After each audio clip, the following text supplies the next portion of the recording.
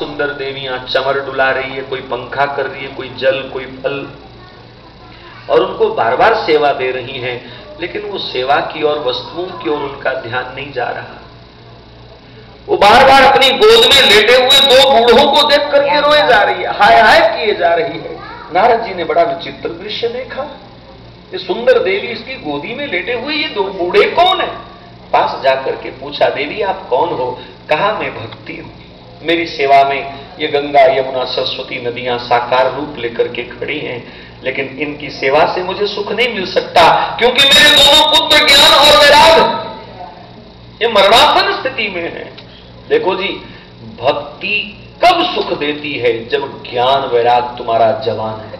इस कथा का भाव पकड़िएगा, वरना गड़बड़ हो जाएगी।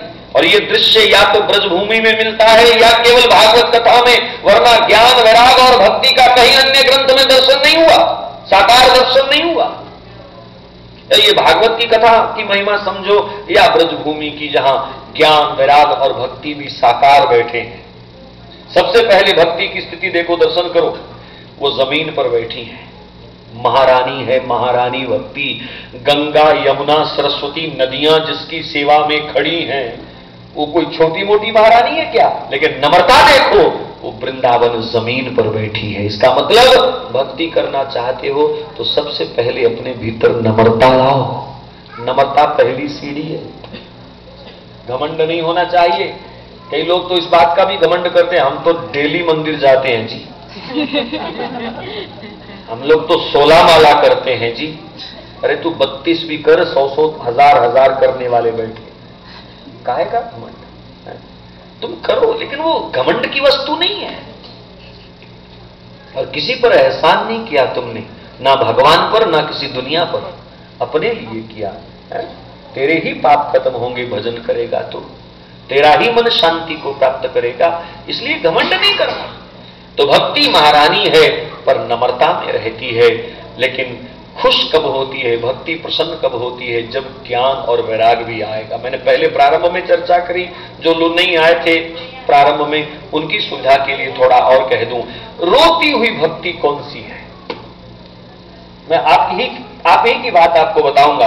मंदिर में आए, प्रसाद चढ़ाया, एक आध डॉलर भी चढ़ा दिया और धूप बत्ती भी कर दी, और फिर कहा सुख संपत्ति घर आवे प्रभु।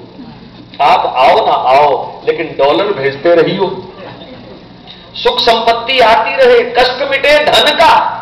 लिखने वाले ने लिखा था कष्ट मिटे तन का, सुख सम्मति, क्योंकि जहां सम्मति तहां संपत्ति नाना, और जहां कुमति तहां विपत निदाना। लिखने वाले ने लिखा प्रभु सुख देना किसका? सम्मति का, बुद्धि बनी रहे, अकल बनी रहे, और कष्ट मिटे तन का, तेरा भजन कर सकूं, सुबह उठ के नहा धो सकूं, अच्छी तरह भजन कर सकूं, कष्ट तन का ना रहे।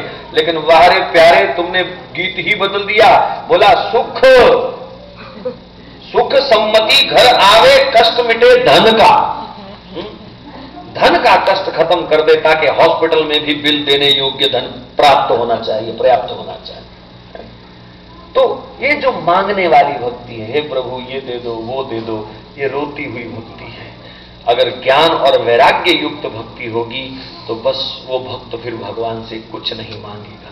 जिस दिन तुम्हारी मांग खत्म हो गई, समझ लेना ज्ञान और वैराग अब बड़े होने लग गए हैं जीवन में।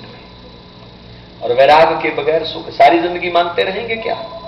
यहां तो रिवाज नहीं है। मैं भारत में देखता हूं ना, कुछ भिखारी मंदिरों के बाहर बैठे होते हैं, पंक्ति लगा करके बैठे होते हैं, उनके कपड़े फटे होते हैं और हालात थोड़े उनके खराब होते हैं, और मंदिर के भीतर जो जाते हैं वो बढ़िया सूट बूट पहनने वाले होते हैं, अमीर लोग होते हैं दोनों भिखारी। एक अंदर जाके मांग रहा है, एक बाहर बैठ के मांग रहा है दोनों भिखारी।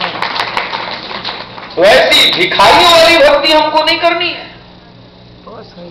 ये तो तमाम चिंताओं से मुक्त होने के लिए परमात्मा का आश्रय है, फिर भी मांग बनी रहे। अरे परमात्मा ने जन्म से पहले तुम्हारा राशन कार्ड बनाया था, जन्म से पहले राशन कार्ड बनता है ब्रह्मा जी। क्यों जी? ये डिलीवरी भेजनी है, राशन कार्ड तैयार हो गया, ये इतना चावल, इतना गेहूं, इतने प्लॉट, इतनी गाड़ी, इतने डॉलर, इतना रुपया, सब लिख दिया। बोले ठीक है, इसको कोई चैलेंज नहीं कर सकता।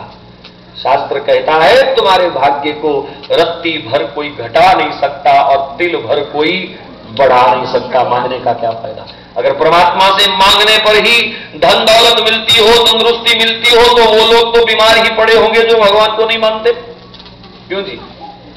वो लोग सब गरीब हैं क्या जो भगवान के मंदिर नहीं जाते, चर्च नहीं जाते, गुरुद्वारा नहीं जाते? वो सब गरीब हैं क्या? नास्तिक लोग भी अमीर से अमीर भरे पड़े हैं दुनिया में। इसका मतलब धन दौलत के लिए परमात्मा से प्रार्थना करना जरूरी नहीं है। परमात्मा से मांगना है तो क्या, प्रहलाद जी ने जो मांगा, मुझे संगत सदा देना तो देना अपने प्यारों की, प्रभु मुझे सत्संग दो, तेरा दर्शन कराए वो सत्संग मुझे दो, मुझे संसार से निश्चिंतता का वातावरण जो प्रदान करे वो सत्संग मुझे दो। परमात्मा से तो सत्संग मानो, सत्संग मानो। वो भीषण ने अपने आप को कभी धन्य नहीं माना, वो सोने की लंका में रहता है, हर सुविधा उसको दी है रावण ने, हर सुविधा, लेकिन वो भीषण अपने आप को धन्य तब कहता है जब उसे एक संत का दर्शन हुआ, हनुमंत लाल जी का दर्शन हुआ, तब वो कहता है मैं धन्य हो गया, आज मेरे प्रभु ने मुझ पर कृपा करी। इससे पहले कहीं प्रभु कृपा का उसने उल्लेख नहीं किया रामायण में। आज मेरे प्रभु ने मुझ पर कृपा करी जो आप मेरे जीवन में आए। तो संत मिलन, सत्संग, अच्छे विचारों में मन रमन करे, ये भी सत्संग है। ऐसी स्थिति बनी रहे तो समझो प्रभु की कृपा है। तो वृंदावन धाम के अंदर ये भक्ति महारानी रो रही है क्योंकि ज्ञान वैराग बूढ़ा है, बूढ़ा। कहा बाबा इनको ठीक कर देना। नारद जी ने कहा देवी मैं तुम्हें औषधि बताता हूं। और नारद जी ने केवल उसको ही नहीं हम सबको भी औषधि बताई है, क्योंकि ज्ञान वैराग हमारा भी बूढ़ा है। क्यों जी? आज 8 बजे तक कथा करें? नहीं कर पाओगे, क्योंकि संसार की व्यस्तताओं में हमारा मन, अगर बैठ भी गए जबरदस्ती, अगर मैं बैठाऊं और अधिकारी लोग भी कह दें हाँ 8 बजे तक कथा होगी, तो भी आपका मन उधर जाएगा, यार वहां जाना था, ये कहां लफड़ा पड़ गया, ये पता नहीं कहां से पंडित आ गया है? उठने ही नहीं देता, इसको तो कोई काम नहीं है। वैराग्य नहीं बन पाएगा परमात्मा के लिए। मन निश्चिंत अभी हम नहीं, क्योंकि ज्ञान वैराग्य बूढ़ा है। लेकिन आएगी एक दिन स्थिति, अगर लगे रहे। हमने देखे हैं जो बिगड़े सो तेरा नाथ, मेरा क्या बिगड़े, मैं तेरे चरणों में बैठा हूं, इससे बढ़िया प्रोटेक्शन मुझे और कहीं मिल नहीं सकती है। वो निश्चिंत हो जाएगा, वैराग्य प्रबल होगा तब ना। तो नारद जी ने निश्चिंतता का एक सूत्र बताया, आप पकड़ लेना, लिख लेना कहीं दिल की किताब में। व्यथा खेदय से बाले अहो चिंता दुरो कथम, श्री कृष्ण चरणम भोजम स्मर दुखम गमिष्यति। कहा देवी चिंता मत कर, व्यर्थ की चिंता मत कर, चिंतन कर। चिंतन किसका? बोले भगवान श्री कृष्ण के चरणारविंद का चिंतन कर। यही दुख की औषधि है, यही दुख की औषधि है। और कोई औषधि किसी मेडिकल स्टोर पर नहीं मिलेगी। दुख की, चिंता की, टेंशन की दवाई नहीं मिलेगी। बड़ा डॉक्टर तुम्हारा हितैषी होगा, नींद की गोली इंजेक्शन देकर के सुला तो सकता है, लेकिन चिंताओं को नहीं सुला सकता, वो तुम्हें सुलाएगा। लेकिन चिंताओं को अगर सुलाना चाहते हो तो भगवान श्री कृष्ण की लीलाओं का, चरणों का चिंतन करो। ये निश्चित है, निश्चित। भारत की संस्कृति की यही तो महिमा है कि यहां हर बात पर भगवान के आश्रय को ही प्रबल माना गया। तुम्हारा मन जब भी निश्चिंत होगा, प्रभु के चिंतन से ही निश्चिंत होगा, वरना कोई और दूसरा उपाय नहीं। नारद जी ने कहा देवी अगर तेरे बच्चों को ठीक कर दूं तो तू भजन करेगी? कहा बिल्कुल, ये स्वस्थ हो जाएं। देखो संत की एक ही चेष्टा है कि सब भजन करें, और जो स्वयं भजनानंदी है दूसरों से भजन ना कराए वो भी कंप्लीट संत नहीं माना जाएगा। चैतन्य महाप्रभु कहीं जा रहे थे तो एक धोबी कपड़ा धो रहा था नदी पर, घाट पर। तो चैतन्य महाप्रभु उसके पास चले गए, कहा भैया कपड़ा धोता रहता है, कभी हरे कृष्ण का जाप भी करता है, राधे राधे भी करता है। धोबी ने कहा बाबा तेरी तरह मैं खाली थोड़ा हूं, मुझे परिवार पालना है, तुझे तो कोई काम नहीं है, तू कर हरे कृष्ण हरि बोल। मैं कैसे करूं, मेरे को तो इतने कपड़े